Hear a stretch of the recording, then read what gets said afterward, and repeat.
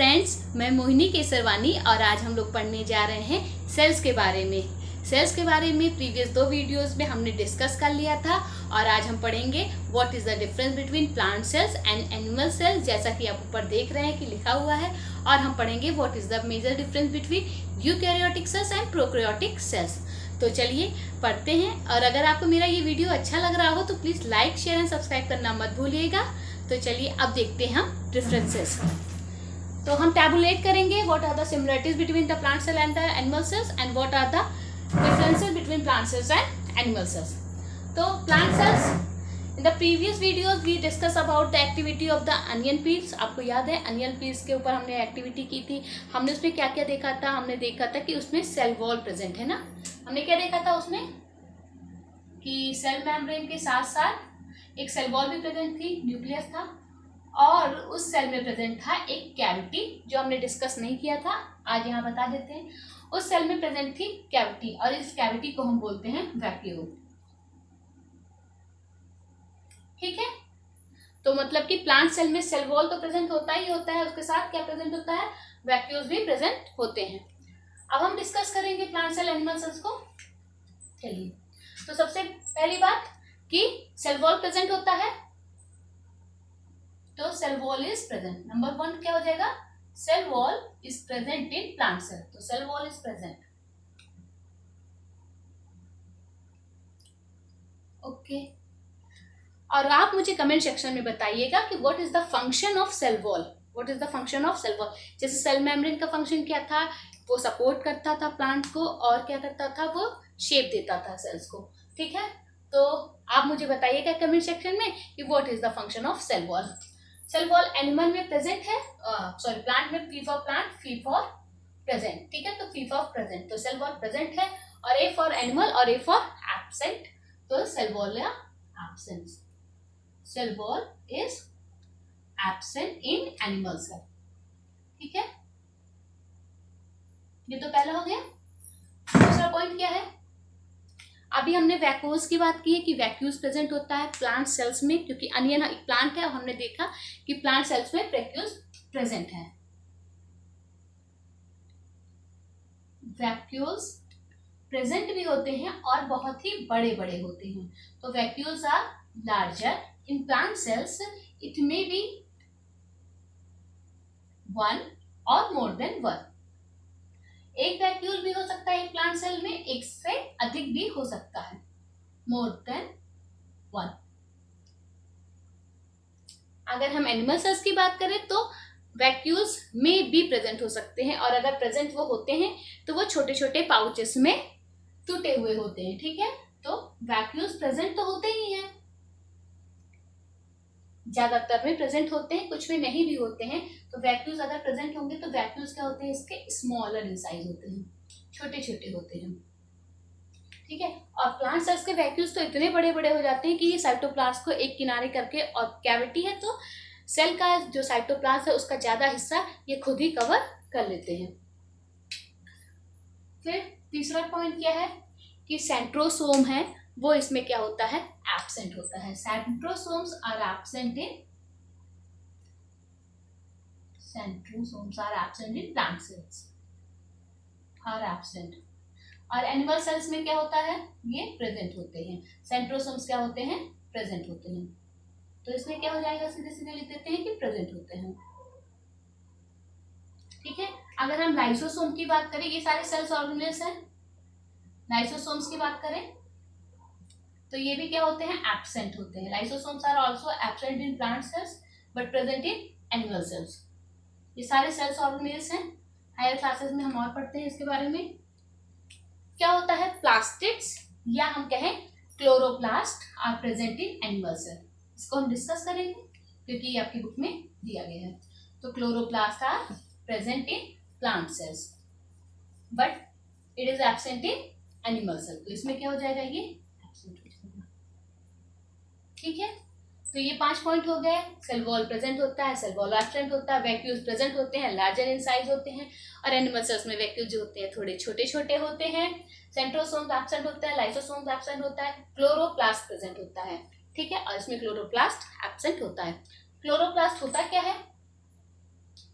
अगर हम animal cells plant cells की बात करें तो प्लांट सेल्स का हम डायग्राम बना के यहाँ डिस्कस कर लें तो मच बेटर होगा।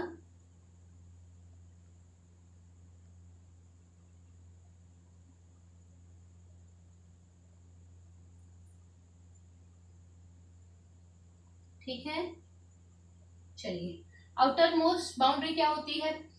सेल वॉल होती है। ठीक है, पहला पॉइंट था। और इनर बाउंड्री कौन सी है इसकी? Cell membrane. तो इट इज सेल मेम्ब्रेन। हमने क्या पढ़ा कि ये क्या है हमारा? तुरंत बताइए। साइटोप्लाज्म है ना, ये साइटोप्लाज्म हमने बना दिया है।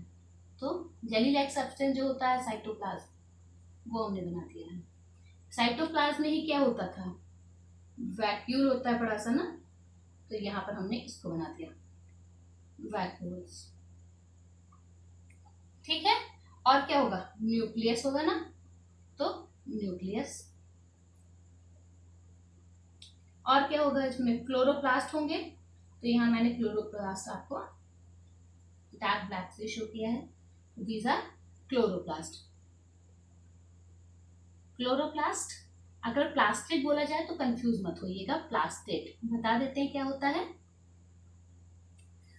प्लांट सेल्स के पास कुछ सेल्स ऑर्गेनेल्स ऐसे भी होते हैं साइटोप्लाज्म में जो कलर अकर करते हैं। क्या करते हैं? कलर। तो प्लास्टिड जो होते हैं वो कलर सेल ऑर्गेनेल्स हैं। ये कलरफुल होते हैं और ये कई कलर से होते हैं। ग्रीन भी हो सकते हैं, डिफरेंट कलर के। अगर वो ग्रीन कलर के हुए तो मतलब उन्होंने कौन सा पिगमेंट अकर किया है?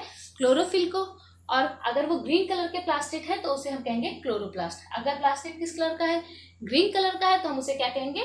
क्लोरोप्लास्ट। ठीक है, ज्यादातर हम क्लोरोप्लास्ट ही देखते हैं क्योंकि हमारे प्लांट्स जो होते हैं वो ग्रीन इन कलर होते हैं। तो कलर ग्रीन होने की वजह से, क्लोरोफिल होने की वजह से, तो ये प्लांट सेल्स में ही पाए जाएंगे, एनिमल सेल्स में ये नहीं पाए जाएंगे। और अगर हम एनिमल सेल का स्ट्रक्चर बनाएं, ठीक है, सेल वॉल होता नहीं है, सेल मेम्ब्रेन हो गया तुरंत, न्यूक्लियस, तो ये हो गया हमारा न्यूक्लियस। अगर वैक्यूल्स प्रेजेंट होते हैं तो छोटे छोटे पाउचेस में होते हैं, स्कैटर्ड होते हैं, तो ये हो गया हमारा वैक्यूल। और क्या होता है? सेंट्रोसोम। तो यहाँ सेंट्रोसोम मैं ऐसे आपको शो कर रही हूँ। इसमें क्या पाए जाते हैं? Centrosome, centrosomes. लाइसोसोम ऐसे प्रेजेंट कर देते हैं थोड़ा सा। ठीक है, ये क्या है? हमारे लाइसोसोम्स। और पूरा क्या होता है इसके अंदर? क्लोरोप्लास्ट होता है। तो ये हमारा क्या हो गया? एनिमल सेल का स्ट्रक्चर हो गया है। अभी और जो सेल ऑर्गेनेल्स है वो नहीं बताया है, जैसे कि एंडोप्लाज्मिक रेटिकुलम, माइटोकॉन्ड्रिया। तो अभी बेसिक स्ट्रक्चर ही हम यहाँ पर स्टडी कर रहे हैं, जो हमने डिफरेंसेस लिए हैं उन्हीं के बिहाफ पे। तो ये हमारा हो गया प्लांट सेल और एनिमल सेल के डिफरेंसेस। अब हम आगे पढ़ेंगे what is the difference between eukaryotic cells and prokaryotic sales.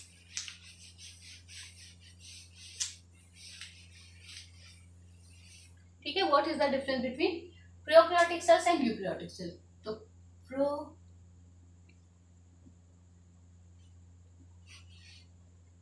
Prokaryotic cells and eukaryotic sales.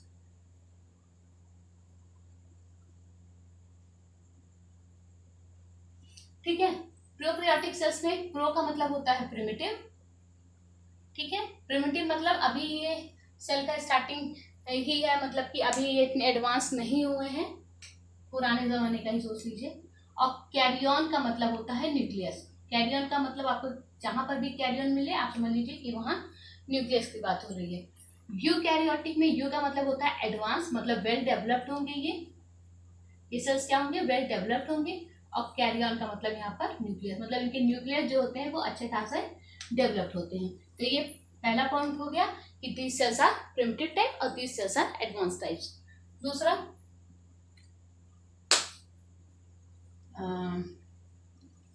Membrane bounded जितने भी सेल ऑर्गेनेल्स होते हैं वो एब्सेंट होते हैं in prokaryotic cell.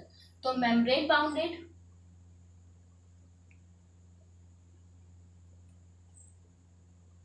Cell organelles are absent. कौन कौन से होते हैं मेम्ब्रेन बाउंडेड सेल ऑर्गेनेल्स, ठीक है, कौन कौन से होते हैं, न्यूक्लियस, मतलब प्रोकैरियोटिक्स में न्यूक्लियस नहीं होगा, और जल्दी जल्दी में हो गया, ठीक है, न्यूक्लियस नहीं होता है, और क्या नहीं होता है, गोल्गी बॉडीज भी नहीं होती है इसमें, माइटोकॉन्ड्रिया नहीं होगा, और क्या नहीं होगा इसमें, एंडोप्लाज्मिक रेटिकुलम भी इसमें नहीं होगा, ठीक है, मतलब कि न्यूक्लियस नहीं होगा। तो जो भी इसका न्यूक्लियर मटेरियल होता है वो पूरे स्कैटर्ड होता है, मतलब फैला होता है साइटोप्लाज्म में। कुछ इस तरह का स्ट्रक्चर देखिए, कुछ भी नहीं है, अगर न्यूक्लियर मटेरियल है तो वो ऐसे ऐसे ऐसे ऐसे पूरा क्या है, बिखरा हुआ है इन साइटोप्लाज्म में। हम डिफ्रेंशिएट नहीं कर पा रहे हैं, ठीक है, न्यूक्लियर मेम्ब्रेन क्या है, वेल डेवलप्ड हमारा न्यूक्लियस नहीं होता है, तो जितने भी न्यूक्लियर मटेरियल्स होते हैं वो सारे स्कैटर्ड होते हैं इन द साइटोप्लाज्म। इसमें क्या होते हैं, जितने भी मेम्ब्रेन बाउंडेड सेल ऑर्गेनेल्स होते हैं वो प्रेजेंट होते हैं, मतलब एक वेल डेवलप्ड इसके पास न्यूक्लियस होता है, ठीक है, न्यूक्लियस होता है, उसका न्यूक्लियस का न्यूक्लियर मेम्ब्रेन होता है, तो इसके पास अच्छा है ना, एडवांस है तो उसके पास सब कुछ बहुत अच्छा अच्छा ही होगा, तो एडवांस टाइप के उसके पास न्यूक्लियस होता है और सारे के सारे सेल ऑर्गेनेल्स होते हैं। प्रोकैरियोटिक सेल्स जो भी होंगे वो यूनिसेलुलर ऑर्गेनिज्म में पाए जाएंगे, मतलब एक कोशिका वाले जितने भी ऑर्गेनिज्म होते हैं उसमें पाएंगे जो प्रोकैरियोटिक सेल्स, और यूकैरियोटिक सेल्स किसमें पाए जाएंगे, मल्टी सेलुलर में, ठीक है, ये तो पता चल रहा है।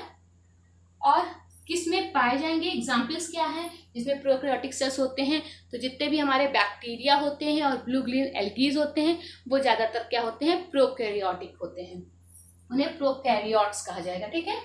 तो कॉमनली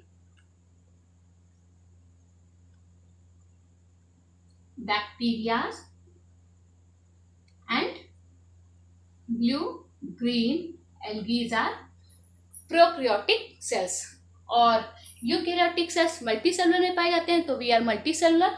तो जितने भी एनिमल सेल्स होंगे और प्लांट सेल्स होंगे उसमें कैसे सेल्स पाए जाएंगे, यूकैरियोटिक, है ना, इनका क्या होगा, सब कुछ बहुत अच्छे से डेवलप्ड होगा, खासकर न्यूक्लियस, ठीक है।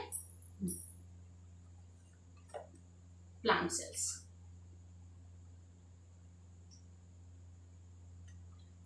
ठीक है, क्या क्या डिफरेंसेस हैं, प्रिमिटिव टाइप का न्यूक्लियस होता है, इसका एडवांस टाइप का न्यूक्लियस होता है, इसमें मतलब न्यूक्लियस होता ही नहीं है, जो भी न्यूक्लियर मटेरियल होता है वो फैला हुआ होता है, और इसमें जो कि हमारा न्यूक्लियस होता है वो बहुत अच्छे से ऑर्गेनाइज्ड होता है, उसके पास सेल मेम्ब्रेन भी होते हैं, और क्या होता है, ये सारी यूनिसेलुलर ऑर्गन्स में पाए जाते हैं, ये मल्टी सेलुलर में, ये ज़्यादातर बैक्टीरिया और ब्लू ग्रीन एल्गीज में पाए जाते हैं, ये सारे के सारे हमारे एनिमल्स और प्लांट सेल्स में पाए जाते हैं यूकैरियोटिक सेल्स। तो हमने प्लांट सेल्स और एनिमल सेल्स का जो भी क्लास 8 का एनसीईआरटी में आपकी बुक में बताया गया डिफरेंसेस उसको आज डिस्कस कर लिया, और यहाँ पर ये चैप्टर पूरा अच्छे से कंप्लीट हो गया है। तो अगर आपको मेरा ये वीडियो अच्छा लगा हो और चैप्टर अच्छा से समझ आया हो तो प्लीज़ मेरे वीडियो को लाइक शेयर एंड सब्सक्राइब ज़रूर कीजिएगा। अब मिलेंगे नेक्स्ट वीडियो में।